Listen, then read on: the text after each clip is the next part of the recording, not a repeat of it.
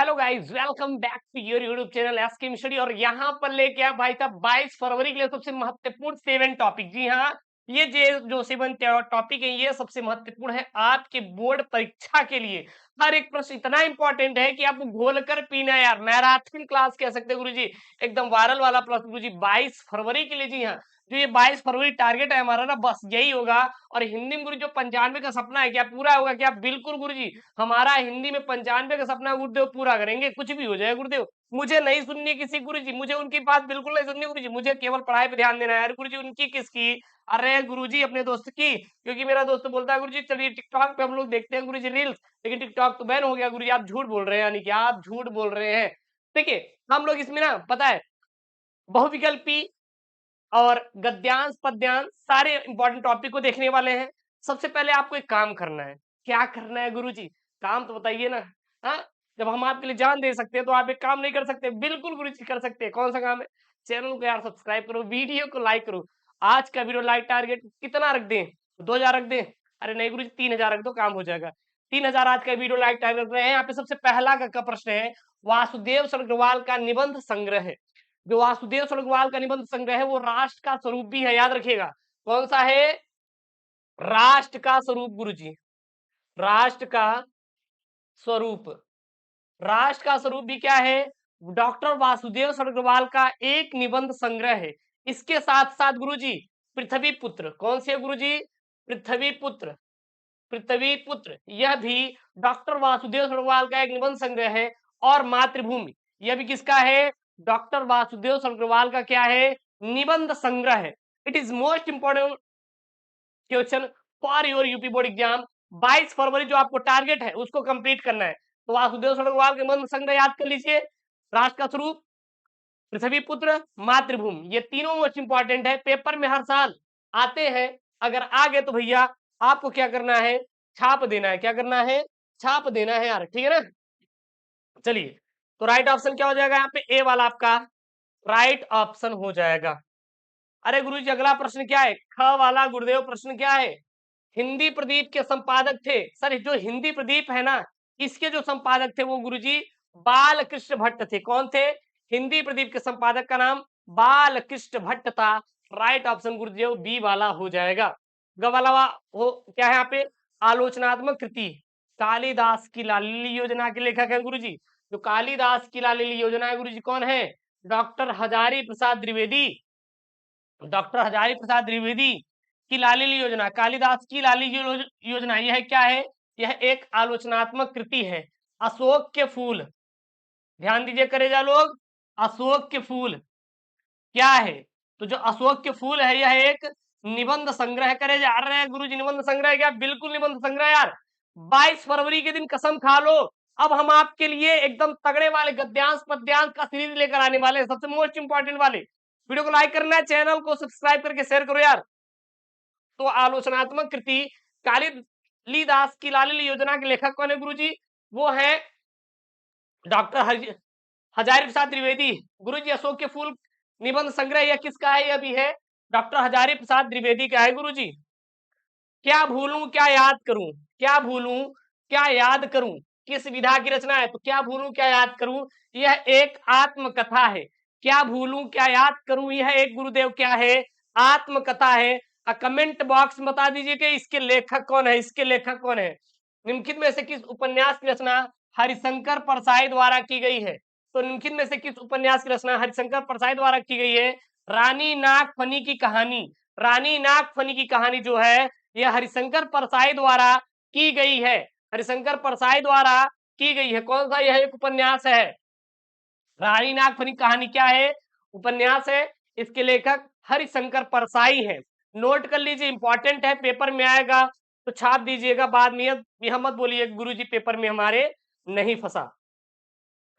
अब दूसरे का है रीतिकाल की प्रमुख विशेषता नहीं है। तो सर रीतकाल की प्रमुख विशेषता प्रकृति चित्रण भी है, युद्धों की सजीव वर्णन भी है, मुक्त काव्य रचना है।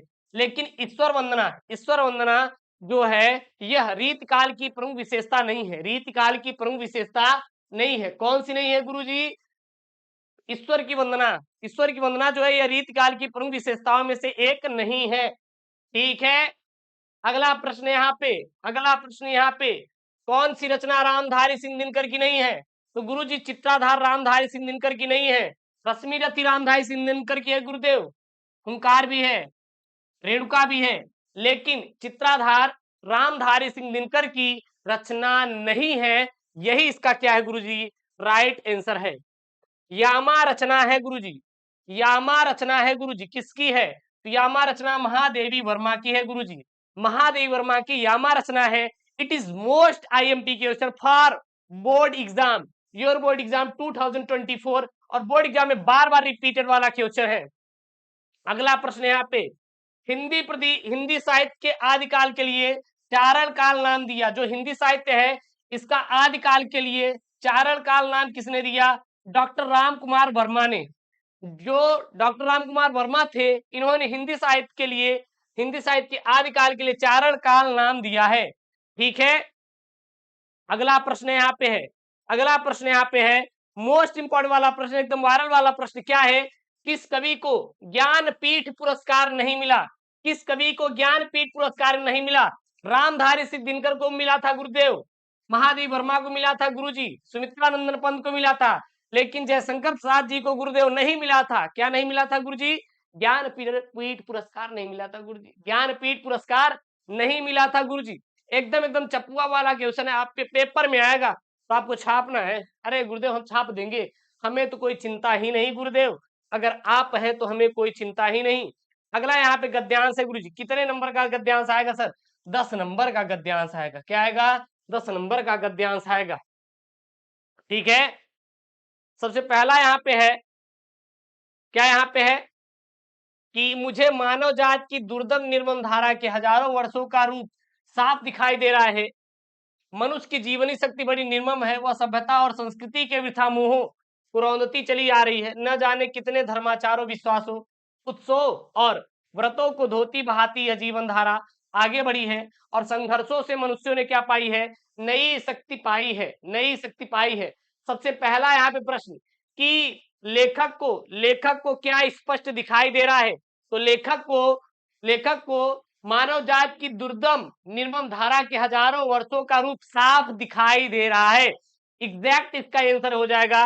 तो लिखेंगे प्रस्तुत गद्यांश में लेखक को सभ्यता और संस्कृति का मिला जुला रूप तथा सभ्यता और संस्कृति के मनुष्यों की जीने की इच्छा साफ दिखाई दे रही है।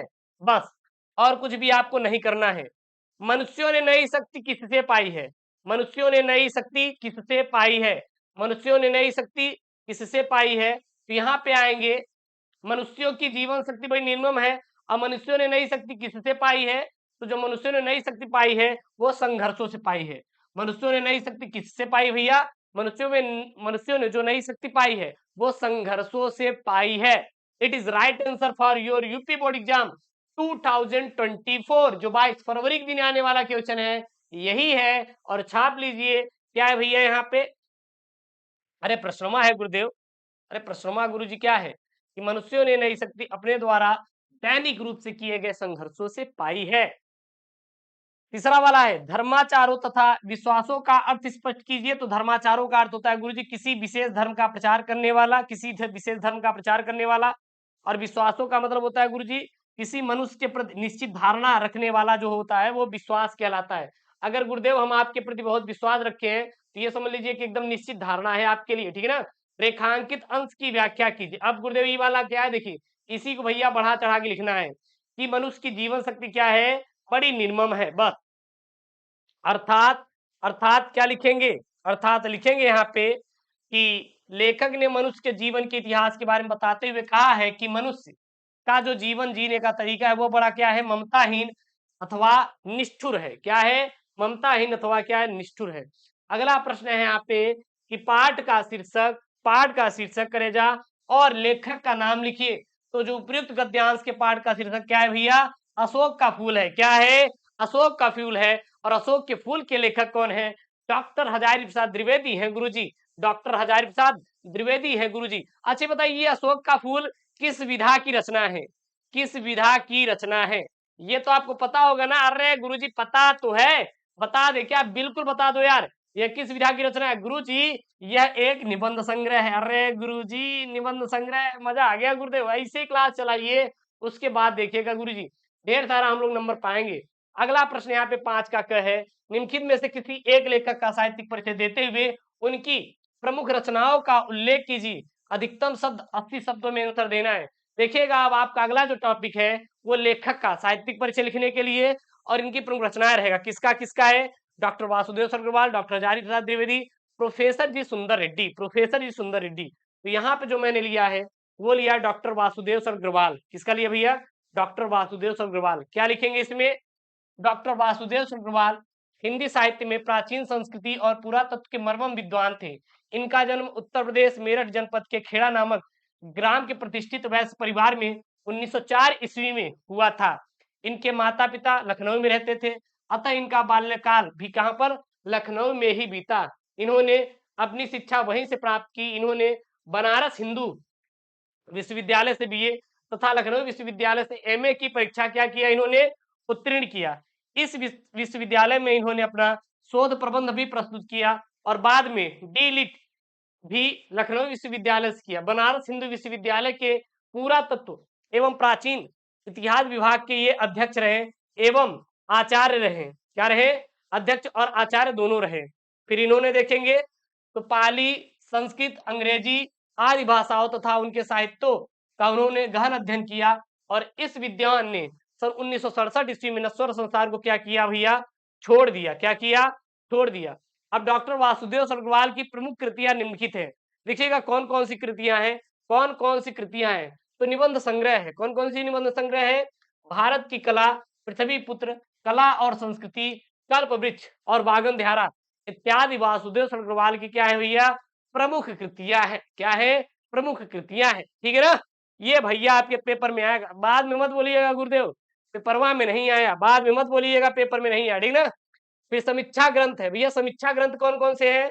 मालिक मोहम्मद जायसी कृत पद्मावत है, कालिदास कृत मेघदूत की संजीवनी व्याख्या। शोध ग्रंथ कौन कौन से हैं? पाणिनिकालीन भारत, पाणिनिकालीन भारत। भाषा शैली है कौन कौन सी? डॉक्टर अग्रवाल की भाषा शैली शुद्ध एवं परिष्कृत क्या है? खड़ी बोली हिंदी है। ठीक है ना? अब बात करेंगे यहाँ पे आपका ख वाला। ख वाला देखिए क्या है? ख वाला आपका क्या है? निम्नलिखित में से किसी एक लेखक का साहित्यिक परिचय देते हुए उनकी प्रमुख कृतियों पर क्या डालिए? प्रकाश डालिए। अधिकतम शब्द सीमा क्या है? 80 शब्दों में आंसर देना है। क्या है? 80 शब्दों में आंसर देना है। ठीक है ना? कोई दिक्कत? अरे गुरुजी हमें कौन सी दिक्कत हो जाएगी? ठीक है ना? पहला प्रश्न है यहाँ पे, अयोध्या सिंह उपाध्याय हरिऔध, जयशंकर प्रसाद, सुमित्रानंदन पंत। लेकिन गुरुदेव हम तो देंगे किसका? अयोध्या सिंह उपाध्याय हरिऔध का। इनका हिसाब कराएंगे, पेपरों में आएगा ना। अरे गुरुजी उनकी कसम है, गुरुजी पेपर में आएगा। गुरुदेव आप तो उनकी कसम खिला दिए, अब तो मुझे पढ़ना ही पड़ेगा। तो यहाँ क्या है? अयोध्या सिंह उपाध्याय बोले तो हरिऔध का जन्म गरेजा कब हुआ था? अरे गुरुदेव 1865 ईस्वी में हुआ रहा। कहाँ पर गुरुदेव? हमारे गौवा में हुआ था। कैसे आप लोग पढ़ रहे हो यार, एक प्रश्न ही नहीं बतावत है। चलिए, तो आजमगढ़ जिले के निजामाबाद गांव में हुआ था। इनके पिता का नाम क्या था? पंडित भोला सिंह था। और गुरुदेव माता का नाम रुक्मणी देवी था। मिडिल परीक्षा उत्तीर्ण करने के बाद इन्होंने काशी के क्वींस कॉलेज में प्रवेश लिया, किंतु अस्वस्थता कारण बीच में ही अपना विद्यालय क्या किया? छोड़ दिया। तत्पश्चात उसके बाद इन्होंने घर पर ही फारसी, अंग्रेजी और संस्कृति भाषाओं का क्या किया? इन्होंने गहन अध्ययन किया गुरुजी। ठीक है ना? और इनका जो गुरुजी विहवा भरा ना, वो हुआ था गुरुजी आनंद कुमारी के साथ हुआ था। कब हुआ था गुरुदेव? युद्ध बता ही देंगे। अरे गुरुजी 1947 ईस्वी में हुआ था। और कहां पर? निजामाबाद में इनका क्या हुआ था? देहावसान हो गया था। ठीक है? अब इनकी प्रमुख रचनाएं गुरुजी कौन कौन सी है? इनकी प्रमुख रचनाएं नाटक है, प्रद्युम्न विजय, रुक्मणी परिणय, उपन्यास, प्रेम कांता, ठेठ हिंदी का ठाठ, अध खिला फूल। काव्य ग्रंथ का है कौन कौन से? गुरुजी प्रिय प्रवास, रस कलश, चुभते चौबदे, वैदेही वनवास। और गुरुजी जो प्रिय प्रवास है ना, जो प्रिय प्रवास है ना, जो प्रिय प्रवास है ना गुरुजी, ये हरिऔध जी की सबसे प्रसिद्ध महत्वपूर्ण ग्रंथ है। और ये हिंदी खड़ी बोली का एक प्रथम क्या माना जाता है? महाकाव्य माना जाता है। छठा प्रश्न यहाँ पे मुहावरा है और लोकोक्तियां है। इनमें से किसी एक का अर्थ लिख के बाद प्रयोग कीजिए। मुख में राम बगल में छुरी। गुरुजी अच्छा छुरी है का? अरे गुरुदेव मुख में राम बगल में छुरी करेजा, कट पूर्वक व्यवहार करना, कटअप सॉरी कपट पूर्वक व्यवहार करना, अर्थात गुरुजी हमारा जो दोस्त है ना वो बगल में इसे में लेके चलता है। अरे गुरुदेव ये क्या है गुरुदेव? वाक्य प्रयोग, राम और श्याम दोनों अच्छे मित्र हैं परंतु मौका पाते ही एक दूसरे की बुराई करना शुरू कर देते हैं। यही बात हुई ना कि मुख में राम बगल में छुरी। होनहार, होनहार वीरवान के होत चिकने पात, अर्थात होनहार वीर बलवान के होत चिकने पात क्या हो जाएगा? प्रतिभाशाली व्यक्ति के लक्षण आरंभ से ही दिखने लगते हैं। वाक्य प्रयोग क्या हो जाएगा? लाल बहादुर शास्त्री की सरलता और विद्वानता बचपन में ही दिख गई थी। होनहार वीर बलवान के होत चिकने पात वाली कहावत उन पर क्या होती है? चरित्रार्थ करती है, मतलब उन पर ही सूट करती है, ठीक है ना? अपने पैरों पर खड़े होना अर्थात स्वावलंबी होना। प्रत्येक माँ बाप का सपना होता है कि उनके बच्चे अपने पैरों पे क्या हो जाए भैया? खड़े हो जाएं, ठीक है ना? अगला प्रश्न है, दाल में काला होना गुरुदेव, दाल में काला होना अर्थात संदेह होना। वाक्य प्रयोग, नकलची छात्रों को देखकर यह लगने लगता है कि दाल में कुछ ना कुछ क्या है गुरुदेव? काला है। उसके बाद यहाँ पे शब्द युग्म है, सही शब्द युग्म का अर्थ लिखकर आपको लिखना है। जैसे कि भवन और भुवन, तो भवन और भुवन का क्या हो जाएगा गुरुजी? मकान और संसार हो जाएगा। भवन मतलब मकान, भुवन मतलब क्या होता है? संसार होता है। भुवन मतलब क्या होता है? संसार होता है। सूत और सूत, तो ये सूत मतलब क्या होता है गुरुदेव? ये सूत मतलब आपका पुत्र होता है, क्या होता है? पुत्र। और ये सूत मतलब क्या होता है? धागा होता है। अगर छोटा हुआ है तो गुरुजी पुत्र हो जाएगा, बड़ा हुआ है तो धागा हो जाएगा। फिर यहाँ पे गुरुदेव एक शब्द के दो अर्थ लिखना है। जनक मतलब क्या होता है? जन्म देने वाला राजा, और क्या होता है गुरुजी? पिता होता है, क्या होता है? पिता होता है। कनक मतलब सोना होता है, और धतूरा होता है, धतूरा गुरुदेव पेड़ वाला है, धतूरा, ठीक है ना? इसलिए मतलब गुरुदेव प्यार होता है, और क्या होता है? चिकनाई होता है। प्यार और क्या होता है गुरु? चिकनाई होता है। प्यार में क्या होती है? चिकनाई होती है क्या? अरे गुरुजी, निम्नलिखित वाक्यांशों के लिए एक शब्द का चयन करके आपको लिखना है जिसकी कोई उपमा ना हो। क्या कहते हैं? अनुपम बोलते हैं। क्या बोलते भैया? क्या बोलते हैं? अनुपम बोलते हैं। 100 वर्षों का समय क्या कहलाता है? 100 वर्षों का समय जो कहलाता है शताब्दी कहलाता है। क्या कहलाता है? शताब्दी कहलाता है। उसके बाद गुरुदेव 9 नंबर का आएगा। अरे गुरुजी ये तो निबंध है, निबंध है 9 नंबर का। किस पर निबंध है? जनसंख्या नियंत्रण, नैतिक शिक्षा का महत्व, खेल कूद का महत्व, सोशल मीडिया अभिशाप या फिर वरदान। तो यहाँ पे गुरुदेव है जनसंख्या नियंत्रण पर निबंध। सबसे पहले जनसंख्या नियंत्रण पर क्या करना है आपको? प्रस्तावना लिखना है। क्या लिखेंगे? जनसंख्या एक जगह पर रहने वाले लोगों की संख्या को दर्शाने के लिए आमतौर पर शब्द प्रयोग किया जाता है, और भारत में जनसंख्या सुरसा के मुंह की तरफ बढ़ती जा रही है।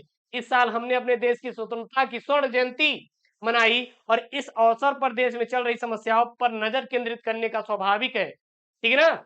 दुनिया की करीब 17% आबादी भारत में रहती है, जिससे यह दुनिया की सबसे अधिक आबादी वाले देशों में से एक है। भारत में जनसंख्या वृद्धि के कई कारण हैं, और भारत में आबादी के विकास के मुख्य कारणों में से निरक्षरता, गरीबी, जन नियंत्रण विधियों के बारे में न जानना है।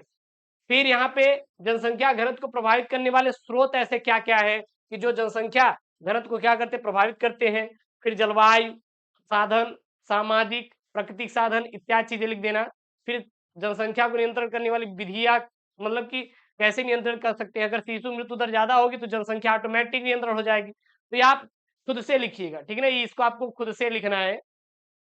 फिर लास्ट में उपसंहार। तो ये तो निबंध भैया आप खुद से करिएगा तो ज्यादा बेहतर रहेगा। बाकी जो भी मैंने इंपॉर्टेंट क्वेश्चन थे इसमें बता दिया है, डिस्कशन करवा दिया है, जो कि आपके 22 फरवरी के लिए है। और जो 12th हिंदी वाले हैं सभी बच्चे इस वीडियो को देखिए, तैयार करिए, सबसे बेहद ही ज्यादा इंपॉर्टेंट वाले क्वेश्चन है। और ये जाकर छापिए यार, कसम खाइए अपने आप से कि हम छाप कर आए, कुछ भी हो जाए मुझे नहीं सुनना।